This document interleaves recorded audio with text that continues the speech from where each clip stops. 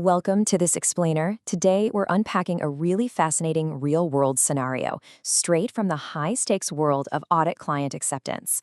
We're going to follow an audit team's chronological decision-making process as they're approached by a brand new prospective client, Sunrise Ceramics Limited. Now, I know client acceptance might just sound like a routine administrative hurdle, right?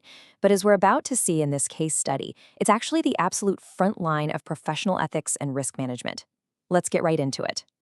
200 crore rupees. To put that into perspective, that is a very solid turnover. On the surface, Sunrise Ceramics Limited looks like a highly appealing prospective client. They're a mid-sized manufacturing company, they've got just a single plant, and they're pulling in that 200 crore revenue. I mean, if you're an audit firm looking to grow your portfolio, a single plant manufacturer with this kind of profile, it looks like a fantastic addition. It's exactly the kind of bread and butter business many firms are already super comfortable auditing. But, the plot thickens right here. Management at Sunrise Ceramics is offering a noticeably higher fee than the firm typically earns on comparable work. That's the bait right there. However, there's a pretty massive catch. The company is insisting that the audit must be completed within a really tight 6-week timeline from the year end. So you've got this exceptionally lucrative payday, but it's paired with an unusually rushed schedule. Initially, the firm's reaction might mirror this exact quote from our source material. They see this as straightforward good news. And honestly, who could blame them? You've got a brand new client, a highly attractive fee, and a business model that doesn't look wildly different from what they already do. The temptation here is definitely to just sign the engagement letter, bank that premium fee, and scramble to meet the deadline. Section 1, reading the file again. The audit manager's discovery. So instead of just getting blinded by the top-line numbers and that massive fee, the audit manager actually takes a calm, skeptical look at the preliminary file. And guess what? They discover 3 hidden red flags that completely change the complexion of this engagement. Step 1. The previous auditor didn't just leave, they actually resigned partway through their term instead of finishing it out. Step 2. When the audit partner suggests writing to that previous firm, the managing director is highly discouraging and pushes back. And step 3, that aggressive 6-week timetable, it actually includes a physical verification of inventory held at 4 separate locations, none of which the firm has ever visited. Let's look at exactly how the managing director tries to rationalize this pushback.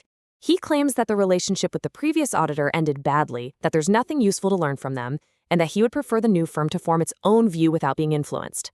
Now, it sounds somewhat reasonable if you say it fast enough, right? But what he is actually doing is framing a massive red flag as a simple desire for a fresh, unbiased start. Section 2. The professional obligation, facts over inconvenience. This is where we really have to step into the shoes of the audit partner.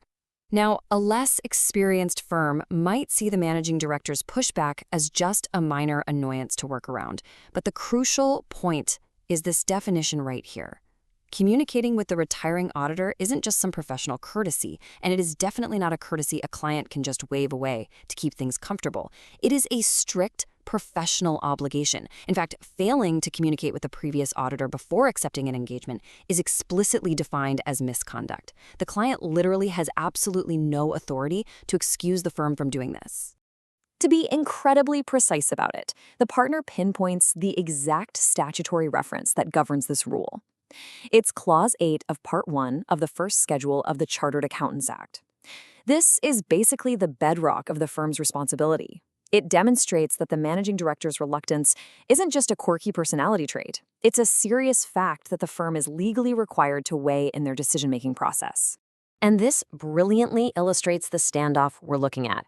On one side, you have the managing director's reluctance. You've got a client pressuring the firm to bypass a rule before the contract is even signed. And on the other side, you have the firm's statutory obligation, which is completely non-negotiable. It's an incredibly uncomfortable reality. The prospective client is essentially asking the firm to kick off their brand new relationship by committing professional misconduct. No way. Section 3. 3 uncomfortable answers. Applying standard on quality control 1. So what does this all mean? Well, the partner doesn't just rely on a gut feeling here. Standard on quality control 1 actually demands they ask 3 foundational questions. First, is there anything bearing on the integrity of the client and its management? Second, is the firm competent to perform this engagement? And do they actually have the capability, time, and resources to pull it off?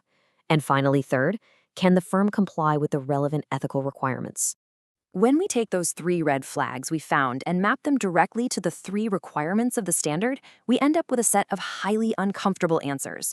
That obstructed inquiry into why the last auditor left, that maps directly to integrity. The 4 unfamiliar locations and that crazy 6-week timeline, those map straight to competence and time. And that noticeably high fee we talked about earlier, that maps directly to ethics. Let's break down exactly how this all compromises the audit. An obstructed inquiry immediately damages management integrity because it begs the obvious question: what exactly are they hiding? Then you take that tight timeline combined with the unknown locations, and that totally compromises the firm's capability. I mean, how can you possibly gather sufficient appropriate evidence in that time frame without prior sector experience? You can't. And that excessive fee, it hits ethical compliance hard by creating an intense conflict of interest. There's this quote from the source that beautifully captures the psychological trap of that abnormally high fee. It says, "A firm that badly wants to keep an engagement finds it harder to insist on things the client does not want to give." It's so true. That fee is well above market rate specifically to create pressure. It's practically designed to make the audit firm abandon their professional skepticism simply because they don't want to lose out on that huge payday. Section 4. The final decision, leaving a trace. Now we get to follow the partner's final procedural steps as they totally ignore the financial temptation. Despite the managing director's protests, on day 1, the partner writes that mandatory letter to the previous auditor anyway. Then they wait a fortnight, 2 full weeks, in total silence. Absolutely no reply is received. So, having followed the procedure perfectly, the final step is taken. The firm formally declines the engagement. What you should really take away from this is how meticulously the partner documents this rejection. Because it wasn't just one thing, right? It was the combination of the whole shebang. An inquiry the firm was strictly obliged to make had been obstructed. A timetable was pushed that would simply not allow sufficient appropriate evidence to be obtained. And finally, a fee was dangled that was large enough to make the firm dangerously reluctant to challenge the client. Together, all of these things completely disqualified Sunrise Ceramics. The decision and the reasoning behind it are deeply documented for a very specific reason, which is perfectly captured here. The file is the only place where a decision not to act leaves any trace. This meticulous documentation matters immensely. It proves the firm's integrity when nobody else is watching, and it really leaves you with a provocative thought to ponder.